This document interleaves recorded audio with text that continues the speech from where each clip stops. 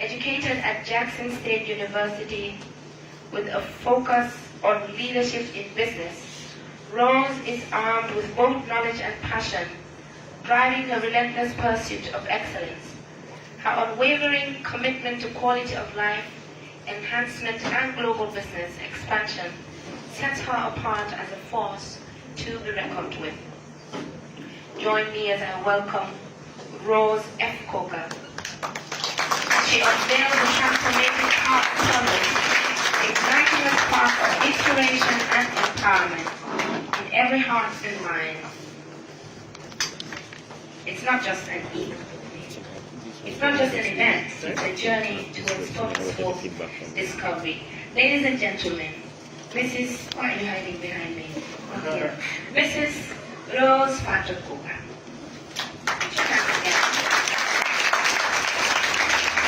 Thank you very much. Good evening, ladies and gentlemen. I'm a bit nervous, right? Everybody gets to this stage.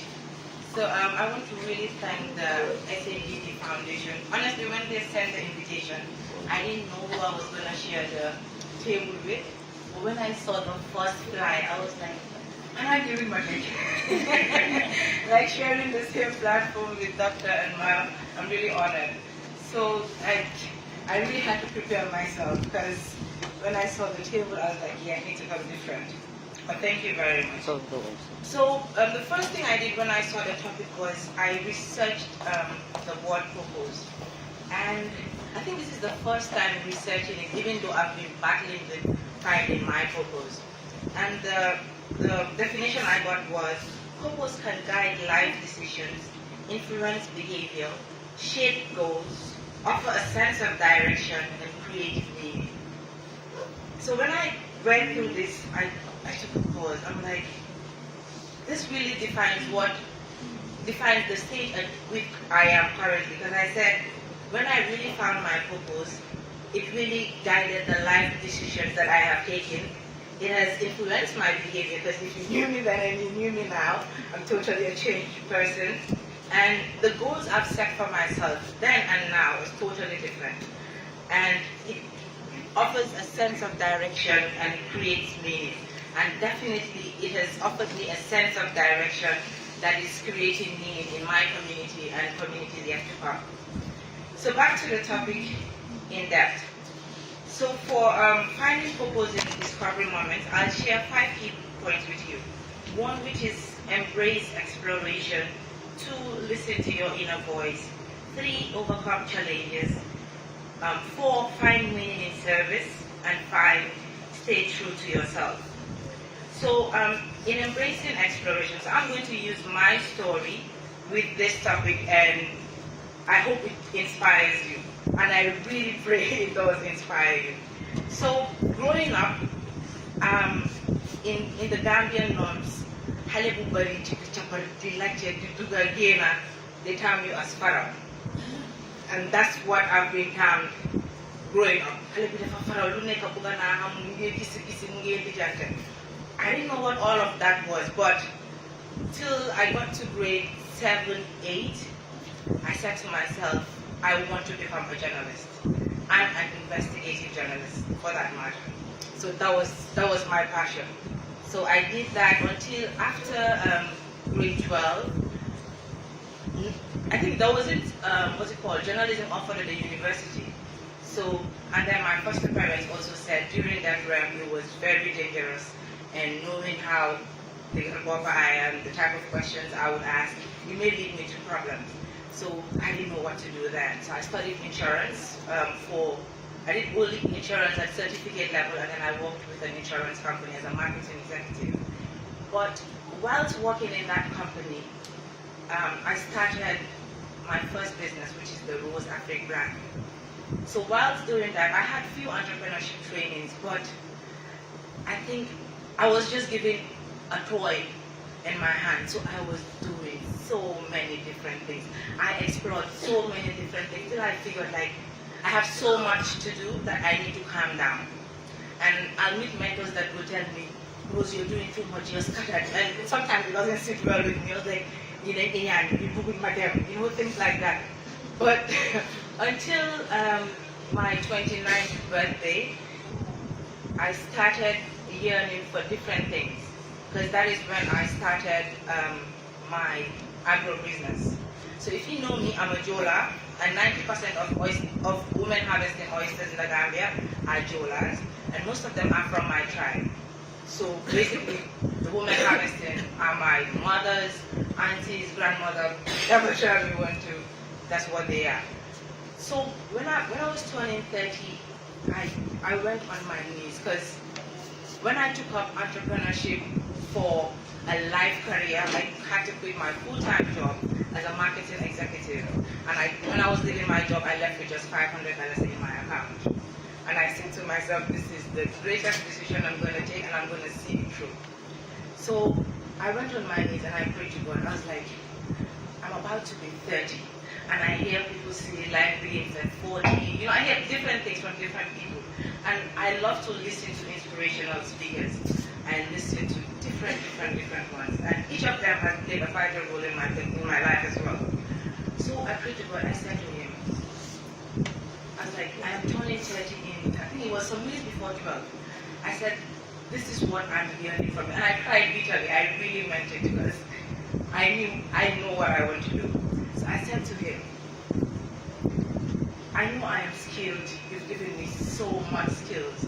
It's not just acting. It's not just, creating things. I am really skilled. We will say, mashallah, right? So I said, but then I have started the agro business mind. So I said to him, since I started doing this, the feeling had been different. The flow had been different. The way it's leading me is totally different. So if this is my true calling, make it easy for me. And I stayed there, and it tormented me for 3 days. Like, the ideas keep coming. It's like, go back to your people. I'm sorry, I'm going to be emotional. So he said, go back to your people. So I'm like, which one is go back to your people? Am I Moses? So many things, so many things started coming to my head. I was like, because, like I said, I had started working with the oyster woman then, but I didn't even know what I was doing there, but I just found out it was fun going to the different villages, engaging with different people, interacting, but all of that was changing so many things in me that I didn't know. So after this prayer, I went back to my mom, because she harvests oysters in the North Bank. So around town here, there's so many women that harvest oysters. That's why oyster season in the Gambia is very short. We have it for about 3 months. So those in the North Bank, and in the North Bank, it's a sort of a Madiba region, and they don't go into the waters. They don't go into the waters, right? So the Jolas would migrate there and settle there and harvest oysters. So that's where my mom and her team are based. So I went on a day trip just to have a feeling of what happens there. Even though I had known this, but now because I am fully involved in it, I wanted to have a true feeling of what it felt like. So I hired a boat with my mom and her team and few of my friends.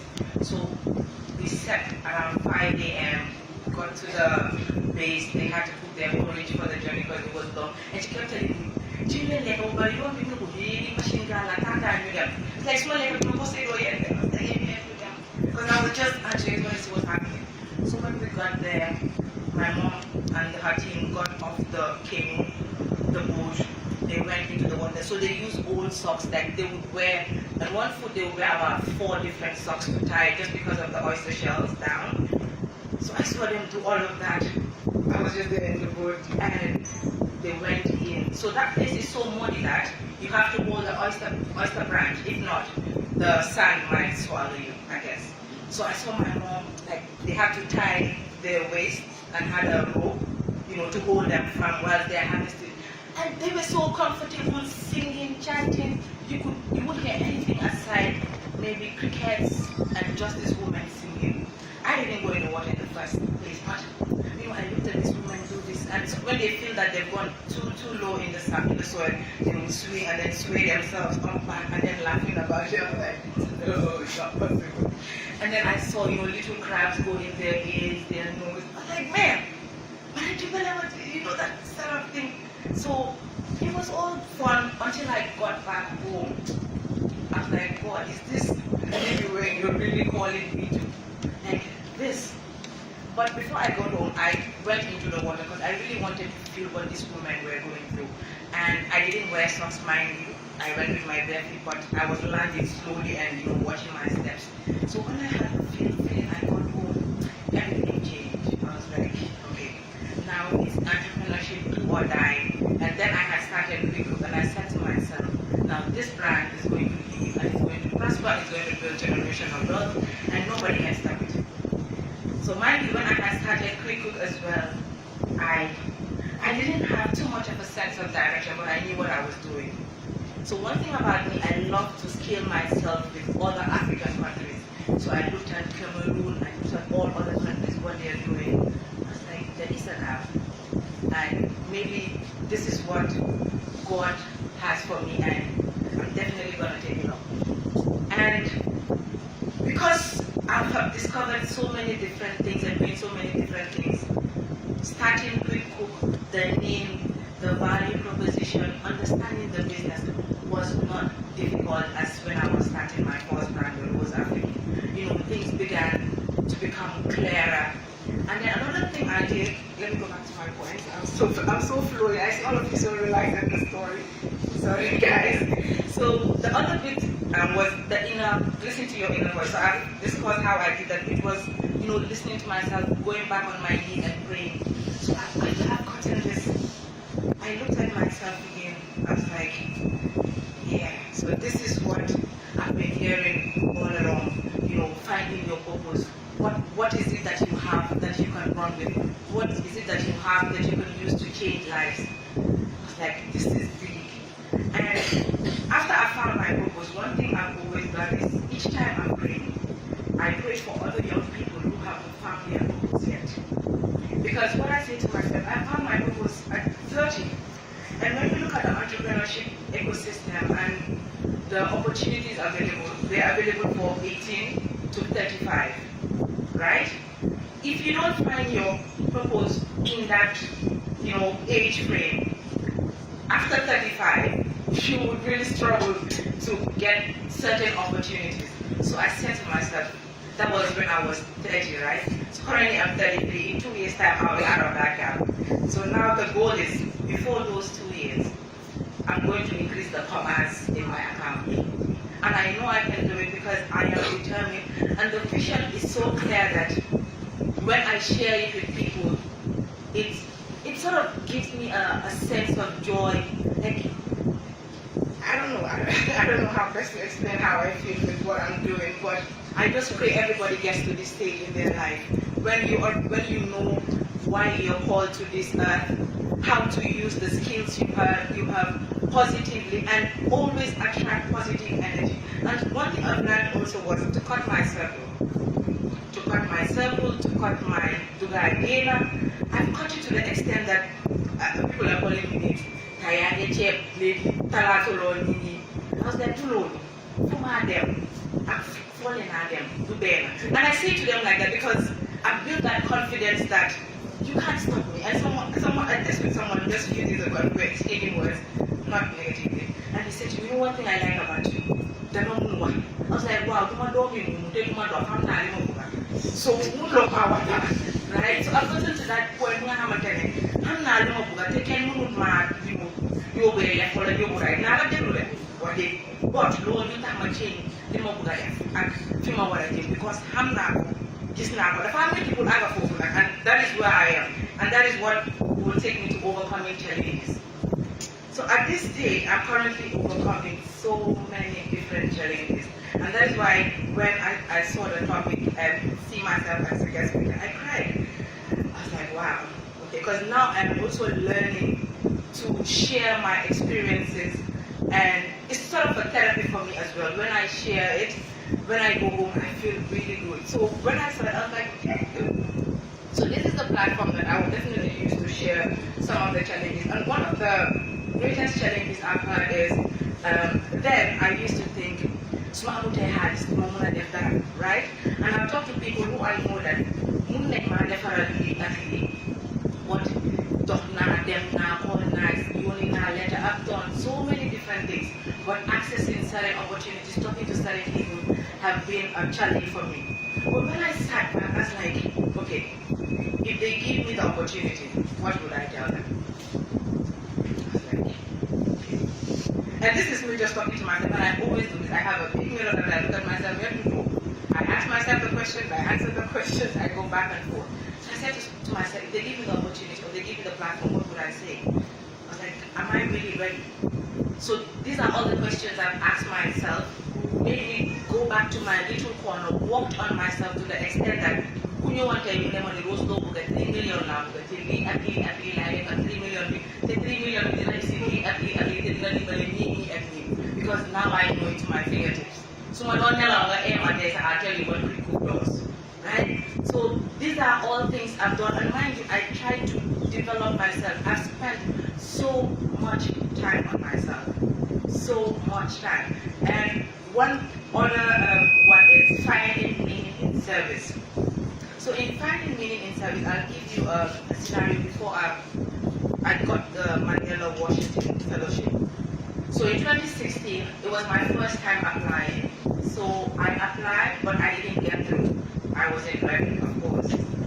But when I didn't get through, I followed the platform from 2016 to 2022. I kept looking at those going, you know, what they were doing before they went, what they did after they came back, and what they're still doing.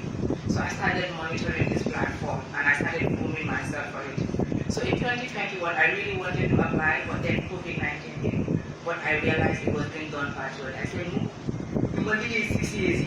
What are the American demon and super about them? So I was like, no, I have to go to this America. So then I gave myself 2 years back. So then I started QuickCook. So I had enough portfolio. And I had done a lot of volunteer work as well. So all of that has also helped. And even in volunteering, I've learned so much. And this is all what I have in my portfolio. And when I got the chance to apply, I was so ready to go. Like that application, as the window opened, I think I was one of the first people to submit because I was so ready to go. So I applied, I did everything that was necessary, and I went. And when I came back, it really, really did change my my sense of direction. And because Senegal every day so there is something flashy. Talk alone, them America who put them. So it really, really changed so much. And not only that, but also having the opportunity to interact with other young people from the globe, doing dynamic things. That also helped shape some of the decisions I'm making today, because I get to learn from them, we get to learn from each other. And finally, the last bit will be stay true to yourself. Be authentic. Be you. So, being authentic for me, growing up, I used to say, you know, it's kind of like, but again, when I found my purpose and I knew that going back to my people, helping my people, supporting my people, that is my calling. I was like, why should I be ashamed of who I am and where I've come from? This is me. It's either you like it like this or you don't. So I'm so proud of that heritage that is reflected in my business, because most of the products I am processing it based on the local knowledge I've learned. And if I didn't appreciate my culture or my tradition and stay true to myself, I wouldn't have used those skills today and that knowledge today that is helping me to become who I am and taking my brand